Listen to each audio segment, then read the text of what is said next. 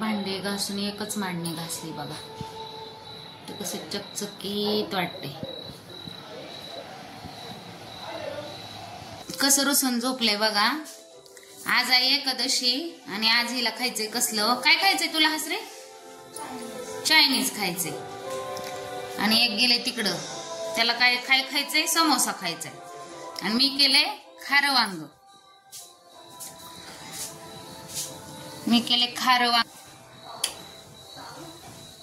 कंटाळा आलाय आज काम करून. लय वैताग आलाय ग बाई. आज दिवस गेला कामात. शांत आहे सगळं बघा.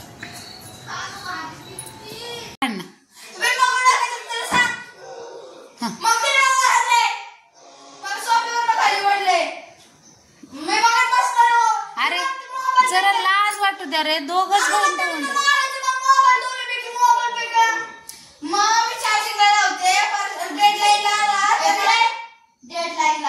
अरे आम्ही एवढी भांडणं करत नव्हते रे. दोघच आहो पण किती दुश्मन आहो एकूण एकाच. हा ना.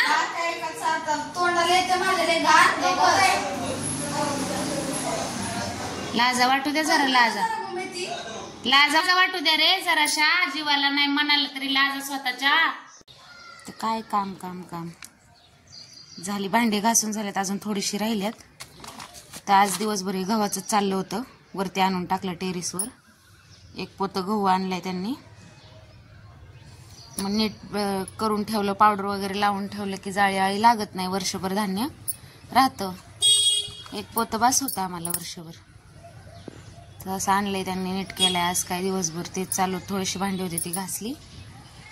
आणि बघा लय तापलेला होता गहू, त्याच्यामुळे दुपारी नाही भरला. जरा गार होऊन दिला. वातावरण सूर्य कसं चाललंय बघा. जरा गार झालाय तो आता. म्हटलं कोटीत भरून ठेवावं. इकडे शेंगदाणे वाळत घातले होते.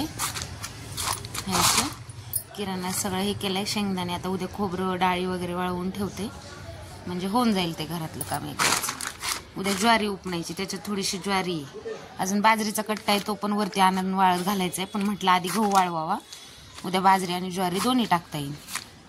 तर असं काम काम काम. तर आज दिवसभर उन्हातच आहे. टेरेसवरच आहे बघा.